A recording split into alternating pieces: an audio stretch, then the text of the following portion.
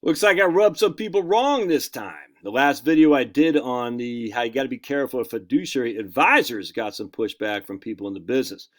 And that's okay. We're going to dive into show why they're wrong and why I'm right.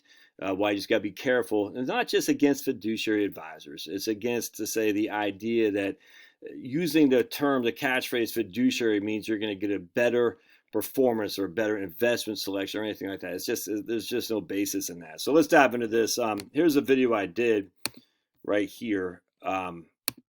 It's my watch out for fiduciary advisors. And I had a guy, I'm sure he's a nice guy, but his name's this guy right here. He said, I was an advisor, and my premise was I would rather pay 2.5% on a front-end commission on American funds with an Ed Jones advisor than I would with somebody charge me 1.5% a year as a fiduciary. It's not even debatable in terms of the net profits I'll make on one versus other. And so this guy says, I was an advisor at Ed Jones, and now I'm a fiduciary, and I can specifically say that you, sir, are wrong. I said, really? And I said, a 2.5% front-end load with American Funds A shares versus a 1% AUM fee, not even close the fee the client will pay.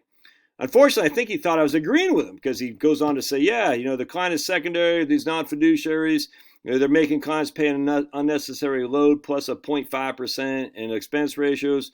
And I said, you take American Funds with a 2.5% front-end load and an expense ratio of 0.69. VUG, a Vanguard ETF, is no load at 0.04% expense ratio. Fiduciary means I sell the one that's better for the client.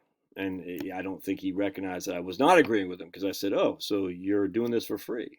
Because he's comparing the all-in cost with Ed Jones using American funds versus his fees that Vanguard charges. But he's completely not comparing his own fees, if that makes sense. He has to get paid somehow. He's getting paid somehow, and he forgot that that fee is part of the overall fee. Anyway, so let's go into this. So we're going to go to Right Capital. And what we're going to show you here is we got Bob. We got Bob. I think he's, well, how old is Bob here? He's 61. So Bob is 61 years old. He's got $250,000 and he just dumps it in VTI. All right, so he's got $250,000, dumps it in VTI. We're going to have him paying an expense ratio, what do I got, of 1% for a fiduciary advisor. And everything else is, there's nothing, he's not spending money, he's just, everything is just flowing. He's putting $250,000 in VTI, charging 1%, and he's going to live till he's 90. What's his net worth upon his demise? All right, so we go to retirement. Oh, let me actually show you something else here too. I want to show you something else. So this is what we're using here. We're using a 6.5% annual rate of return with a 16.3% standard deviation. The past is irrelevant. We're just saying this is our expectations for future rate of return, 6.5%, and our standard deviation is 16.3. And we're going to do it in a vacuum so we can compare two completely different, same funds, but two completely different fee structures to see which does best. All right, so then we go to retirement. And we're going to say our median right here, current plan is $844,000. That's our median. All right, so median means 50% of the time he has more, 50% of the time he has less. We go to confidence right here, and we can see that dark blue is the median. So 50% of the time he has more, 50% of the time he has less. We go to the top. He has sometimes he has 3.123 million on 95% of the time he had over 3.123 million. We go to the bottom. 5% of the time he had less than 214,000. So that's the median. All right, so he did fine. 844,000 on 250,000 initial investment.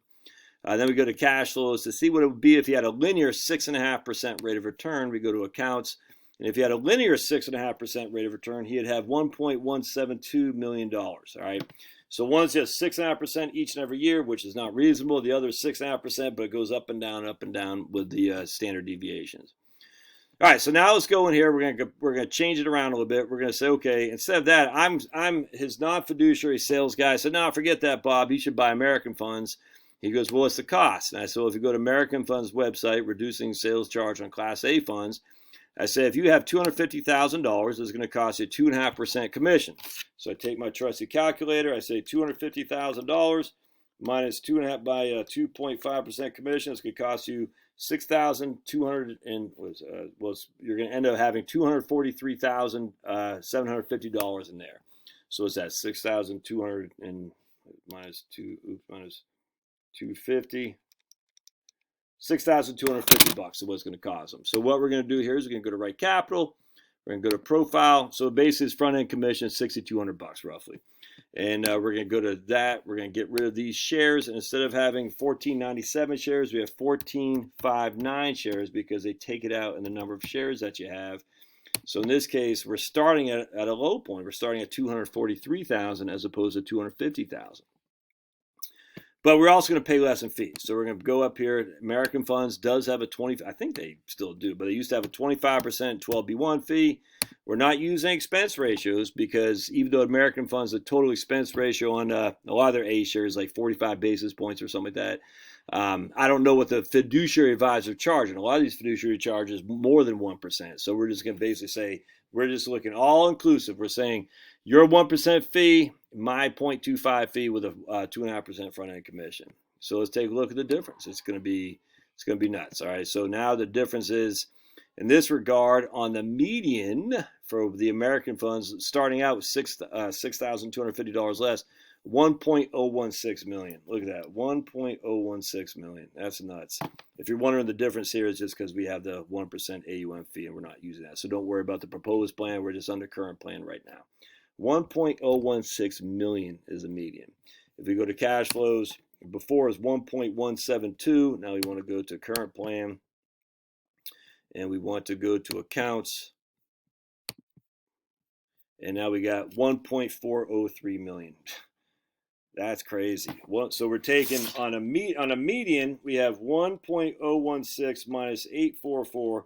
We have $172,000 more cash flow on the median. All right. If we just have a linear 6.5% rate of return, it's 1.403 minus 1172. It's $231,000. I mean, so when you think about it, we have literally 172 divided by 844. We have 20% more with the American Funds front end commission than we do with the other guy. 20% more. And that's only at 1%. A lot of these fiduciaries charge a lot more than 1%. The guys talked about today, who had $3 million, his fiduciaries that were soliciting him were freaking wanting 2%.